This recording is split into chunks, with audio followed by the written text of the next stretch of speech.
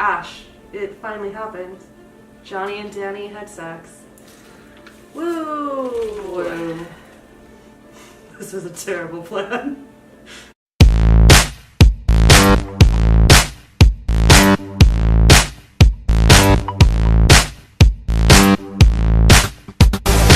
Second part of our two-part episode on season 7, episode 7, The Dragon and the Wolf. I'm Chelsea. And I'm Ashley. And we're here to break down Game of Thrones. If you're looking for more information about the Dragon Pit, check out our first video where we kind of went in depth to just explore how these characters interacted. We're going to follow up this video with everything that happened after Dragon Pit. That's right. So, what was your favorite part about the second half of the episode? For me, one of my favorite parts was seeing Tyrion kind of sparring with his siblings again. Like, that was cool, seeing Tyrion and Jaime kind of bro out to be like, hey, well, it's an idiot. I'm going to say goodbye. Like, I'm going to die soon. That was cute, and it kind of shows Jaime's forgiven Tyrion for what he did. He knows he didn't kill Joffrey, so they're on good terms, which opens the door for Jaime to head north. That fit with the character and the way he was built this season. For a stark contrast, Cersei has not forgiven Tyrion, and she basically threatens to kill both of her brothers in the same episode. Cersei's officially gone crazy. Like, we knew she went crazy last season. That episode really drove it home. It's true. That was great, and I love the little, like, Tyrion, he knows his sister, he knows how to read people, he clues in she's pregnant, and I like to think it wasn't because she was rubbing her tummy. It was exactly because she was rubbing her tummy. She didn't drink. I want to protect the things that are most dear to me. Okay, that was pretty dumb. That was a poor directing choice. It was. But I love that she wasn't drink. She's as big as a lush as Tyrion. That was a nice little, like, oh, she's not drinking, something's up. Oh, can we talk about my absolute favorite part of the episode? Of course, mine. Littlefinger's dead! One of the best parts of the episode, finally. Right? That is gone. Like, his character had run its course. I do kind of feel like the Arya Sansa team-up wasn't necessarily earned, but it was still pretty cool to see. I liked seeing them work as a team. Mm-hmm. And Bran even contributing the best he can. Mm-hmm. It was nice to see them work as a team, but I didn't really enjoy when she was like, oh, you stand accused of all of this. That was Lord Baelish. That was sitcom-y. It was so melodramatic for Game of Thrones. It was. Like, are you sure you want to do this? That was a little over the top. Yeah. But I did love when that little was on his knees just begging. Like, begging, gonna come on. Please, if we could just talk alone. Take me to the Vale. Please. He died like he deserved, on his knees crying. Mm-hmm. And I felt like it was a good throwback to when Kat died. Just felt good to see Arya kind of, it's a long goodbye. Mm-hmm. She could have been merciful. Mm-hmm. And instead she slits his throat and lets him bleed out. Mm-hmm. It was very unceremonious and just very like, alright, done with it. I'm so glad we don't have to deal with him lurking in corners. Right? Muttering. And no more of his stupid smiles in the corner of the room as he's plotting junk. As he twirls his mustache. Ugh. So, one of the best parts of the episode. 10 out of 10. So even with Jon telling the truth and being an absolute idiot, it did inspire Theon to do the right thing and go after Yara. I found that refreshing. It showed the biggest difference between Jon and Ned. For sure, they are both noble idiots, and it's always do the right thing if you can, but be smart about it. And it was just kind of nice to see that Jon can notice that there are gray areas. Ned was very black and white, and it was nice to see, Jon be like, no, you can be a Greyjoy in the Stark.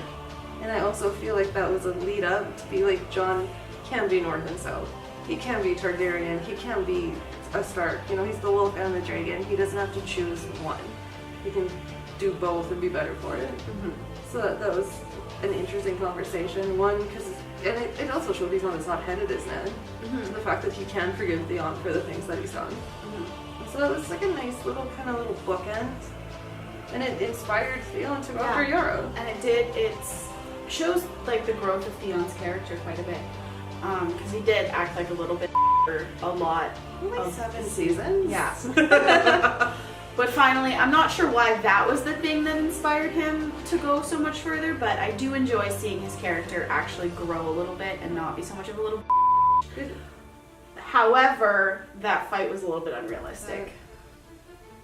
I'm sorry, if you get kicked on the groin, regardless of if you are a male, a female, a eunuch, you're gonna feel it. Your body's still bones there. there. Like, it would hurt. And I'm assuming a scar would hurt as well. Right? It's like the same thing as getting punched in the arm. Like, yeah, it's not a sensitive area, but it still hurts. And like, if you're getting kneed that hard. Yeah, and that many times. It was nice for Theon to get a win. Mm-hmm. I feel like he won the old-fashioned way of just letting your opponent get tired. Because it is tired, like, doing a couple crotch kicks. I don't think he earned it. No, but I guess... But it was, it has to go with Theon's little redemption journey. And again, this is kind of in a theme we're seeing this year, and like in Game of Thrones, there's 6 episodes left after this. So I feel like they are having to kind of speed up things. So like, they need to get his redemption arc kickstarted. Mm-hmm. And it was like a nice way. I bought it for the most part. Like, would have helped if maybe the guy's a little bit smaller. Yeah. But it was still it was a good kickoff.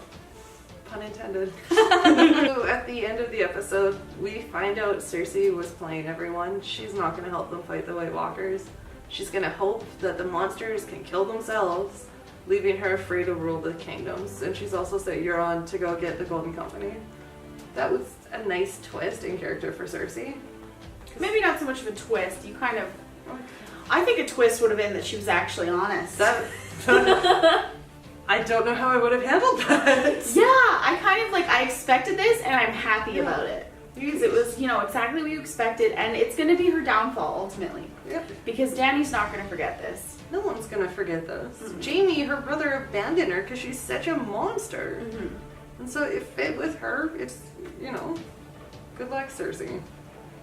She says she's acting like her father, but I think her father's smarter than this. She's digging her own grave. Yeah, exactly. And so I'm excited to see how that plays out next year, especially Jaime's going to be able to tell them.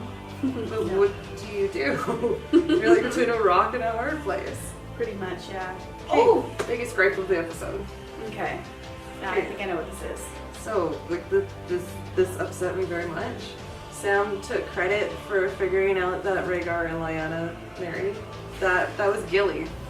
That was Gilly. That was Gilly. You're being a Don't be little taking dick. credit for that shit. Like, you're too busy writing to even notice. Like, plus you yelled at her after she told you that. you didn't even acknowledge it. So why are we supposed to buy that you somehow acknowledge it now?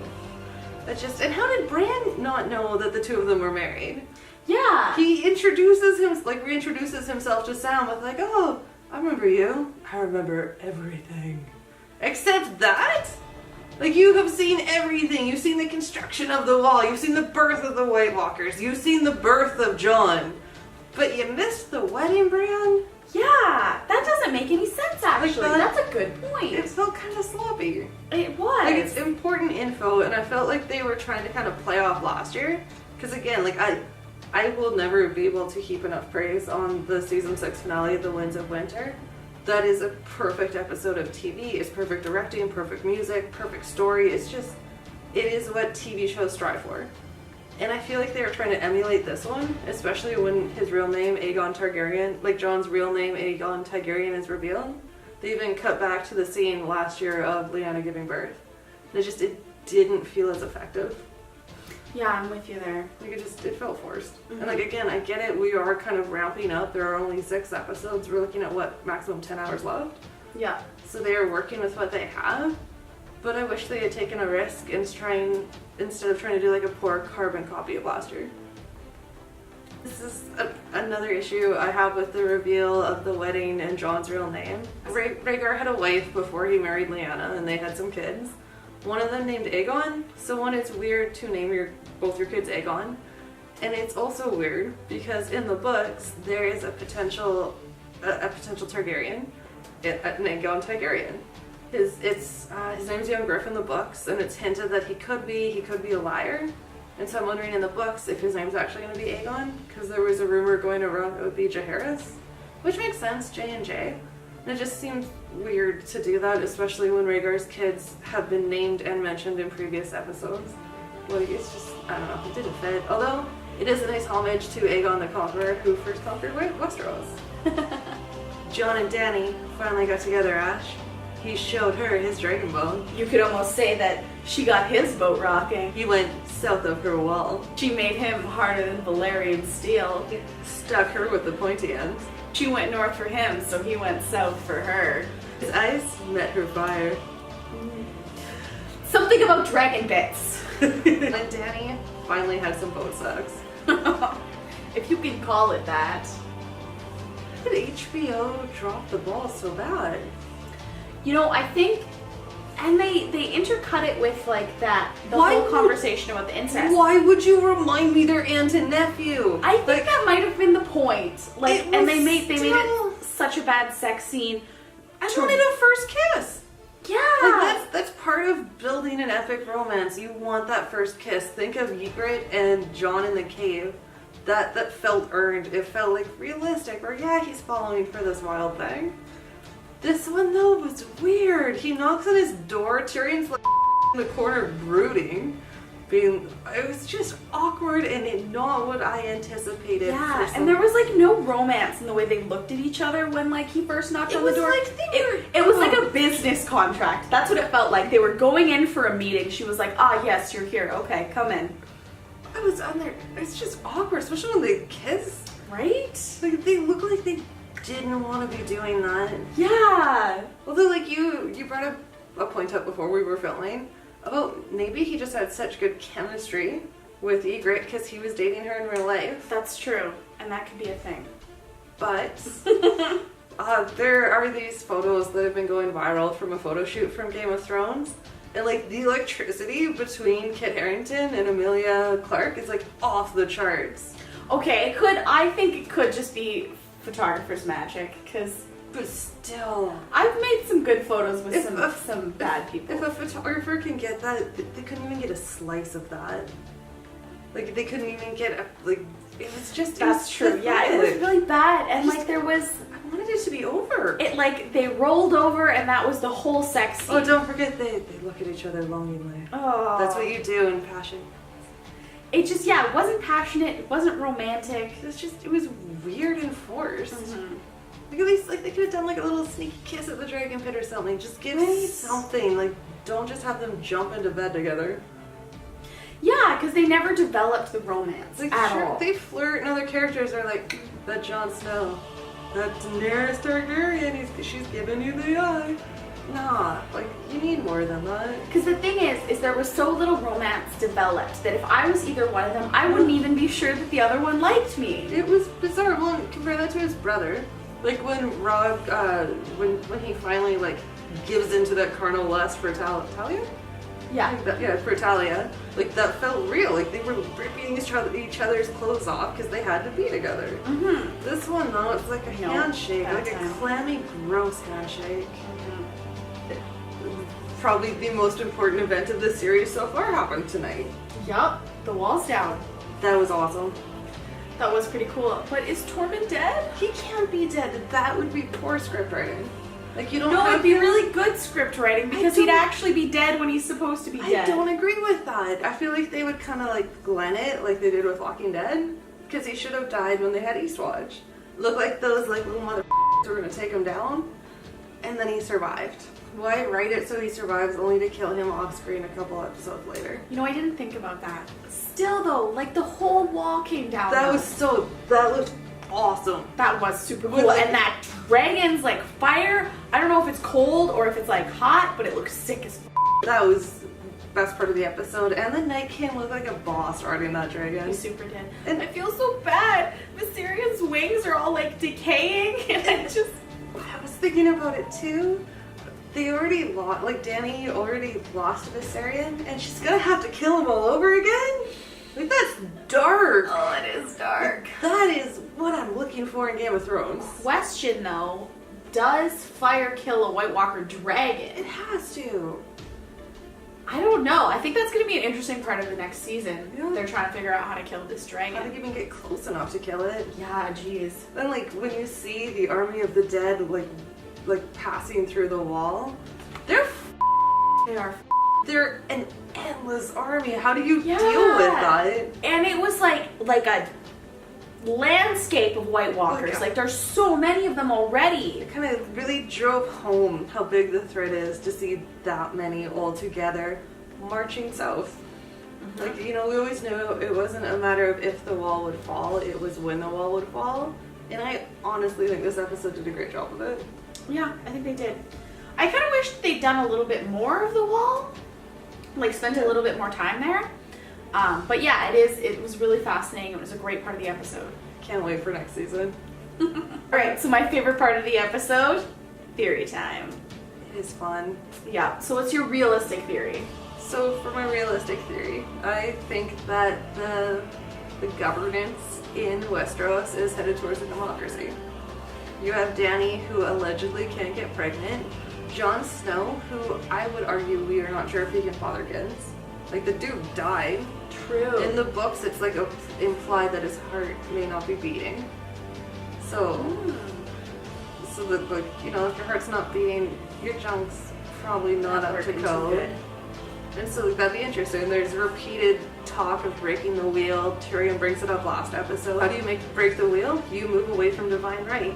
Tyrion mentions the Iron Islands, and he also mentions like the wall where they elect their leaders. So it makes sense for the show to move towards democracy. That'd be actually really interesting to see. And I think that if people survive the Great War, then, you know, that could actually be, they could further the seasons, I think. And you're seeing the characters who tend to do well they're one in it for the common good, and they're learning how to play like the Game of Thrones. So that'd be an interesting way to kind of shake it up, where things are different. Yes, but what is your realistic theory? My realistic theory is that Dany's pregnant. Duh. They kind of lead into that, like when Jon says, "Oh, how do you know you can't have children?" Like, you could have given that to us a few episodes ago and we would have remembered, but they had to spoon feed it to you in the same episode. They've been spoon feeding it to us all season. You have Jorah with Longclaw being like, "No, you keep it and give it to your kids." Oh god, I forgot about that. Tyrion, like, "Oh, Jon Snow likes you, you can't have heirs." Like, I feel like they're kind of playing it a little hard. Yeah, they are. And that's what I would do. No, I wouldn't even play it that hard. No. But yeah, so I think Dany's pregnant. She's gonna have a pure-blood Targaryen baby. Always need more pure-blood Targaryen babies. You gotta keep that blood clean, guys. Now for... crazy theories! This is my favorite part, Ashley.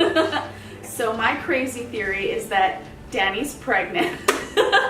No, but okay, keep listening. So Dany's pregnant, and because it's such a good pure Targaryen marriage, it's gonna actually be a dragon. She's gonna lay a dragon egg, and she's gonna have a dragon as her kid. I like it if we could get like the full shot. It's like the eggs coming out. They'll just fucking shoot it out like an air cannon. Or could she like squat down Look at with like a dress and then just stand up and there's an egg? Rooting for that ending, dude. Yeah, alright, your theory now. So for this one, actually, this is crazy for the show, but I do think it's how the book could end. I would love it if the show ended how it started. The pilot episode, you have some common folk, and they're fleeing the Wight Walkers. It's cool, you're not sure what's going on, and like there's even a Watch brother who's abandoned his post because he's so freaked out by these Wight Walkers. I would love it if everyone loses. The armies are defeated, the Wight Walkers make it to King's Landing, and like our final shot is just like the last surviving remnants of humanity trying to outrun the Wight Walkers. I think that would be absolutely amazing. I think I would be like begging for that ending because that would be classic. That'd be classic Game of Thrones, like way back, like in the first 3 seasons, where like there's no mercy for your feelings about these characters. I think it'd be perfect. I would love that. It would fit with the cyclical nature we've seen of the narrative, where history has a way of repeating itself. That's something we've seen come up this season. Like with, like I won't get into it all. You can watch the other episodes. Like do some girls a solid.